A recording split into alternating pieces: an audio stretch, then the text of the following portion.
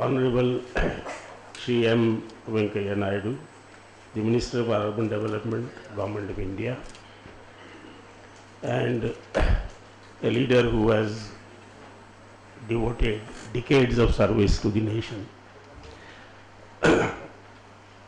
Ms. Mona Kandar, Secretary, Urban Development and UHD Government of Gujarat. She has also been supporting GTU in our affordable housing project and various other areas, and we are very thankful to her for being with us. A whole group of distinguished people from all over Gujarat, and most of them of course from GTU, are today with us. Rather than naming all of them, I would just name one, Dr. Aman Patel. He is the Vice Chancellor of the oldest university and a very prestigious university of Gujarat, the Gujarat University. Now, friends, I do not want to take a lot of your time on talking about this particular school and in particular exactly what this school will be doing, because the ideas of infrastructure, of ICT and various other aspects of the school will be covered during the rest of the day.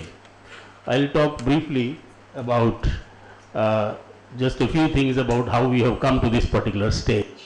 Can you please go to the next slide? Yes. See, we began the whole thing on 13th of July 2010 when we had the first presentation by the Executive Director of Gift City at Aryabhat Hall in ND College of Engineering, where again Professor Aman Patel was present. So at that time we started the whole thing. Then we have been following it up by various initiatives, like we have established 14 postgraduate research centers, and one of them is on infrastructure, transportation and water management. Its work on solid waste management, on water resources and all that has been fairly good. We also have Center for Financial Services, which held its 4th annual conference a few months back. We have a Center for Governance headed by Professor Dalal, who is its honorary director, and they are going to talk about the Gujarat model of governance next week at a 2-day conference. So all these 14 centers are doing their own job. This particular school is associated with the Postgraduate Research Center for Infrastructure, Transportation and Water Management. The recent work after our Prime Minister, Shri Narendra Bhai Modi, declared that India is to develop smart cities in India is like this. Please have a look at the work that we have been doing. On 1st August 2014, Plexus, which is our e-newsletter, wherein we asked our colleges to take up study of smart city technologies, particularly in Surat, Rajkot and Ahmedabad. Then on 30th August, we had a seminar on smart cities to Wadis, that is where we are going. And then in November, we had the 61st Foundation Day of IETE. Therein GTU proposed a collaboration with IETE, SAC, Gift City and our students to develop collaborative work. On 9th January 2015, we established a research group on smart cities for the next generation, and as of today 41 professors from our colleges are associated with it. And of course we have our own people over here in the office, Jatin Takra, Mukesh Banjal and Vimal Sharma, who are coordinating the effort. We also have very good support from Shashwat and Sejal. They are sitting there. We are thankful to you for your continuing support. Please go to the next slide.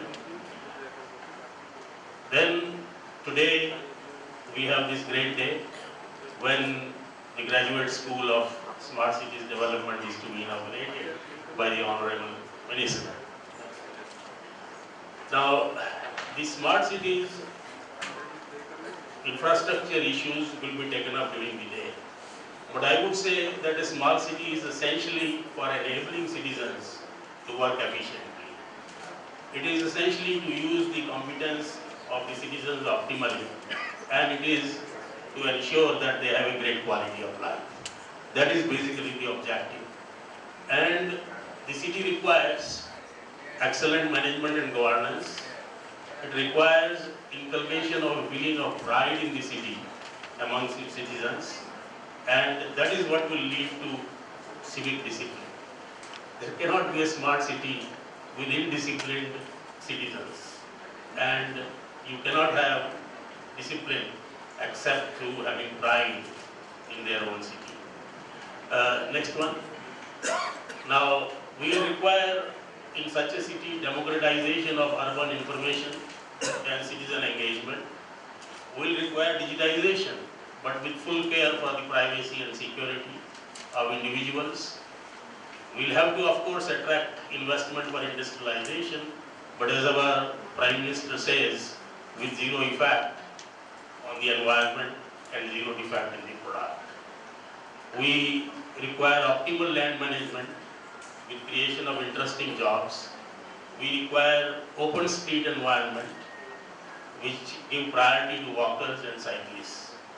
These are the kind of things that we require. I am not again, as I said very clearly, going to talk about infrastructural issues because those are things which our experts are going to talk about.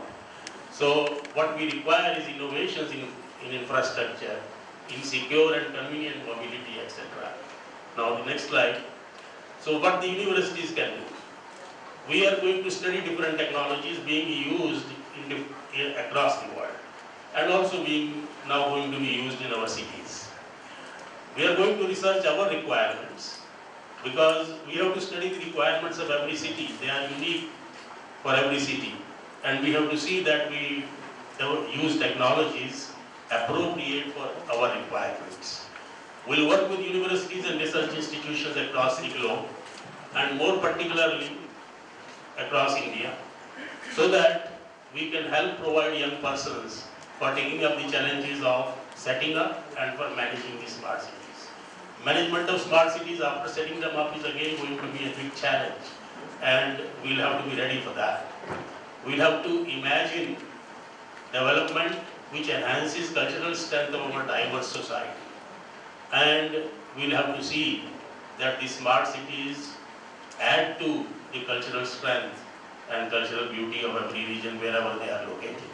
We have to train municipal engineers and managers, government officers and industrial workers required for smart cities. Please go ahead.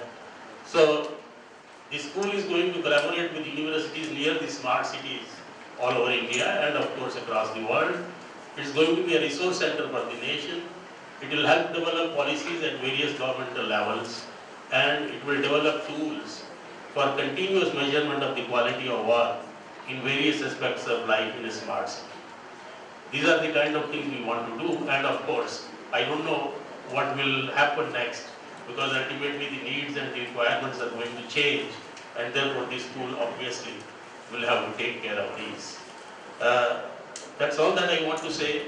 This school is for this university, but it is for the nation and for the world at large. Thank you very much.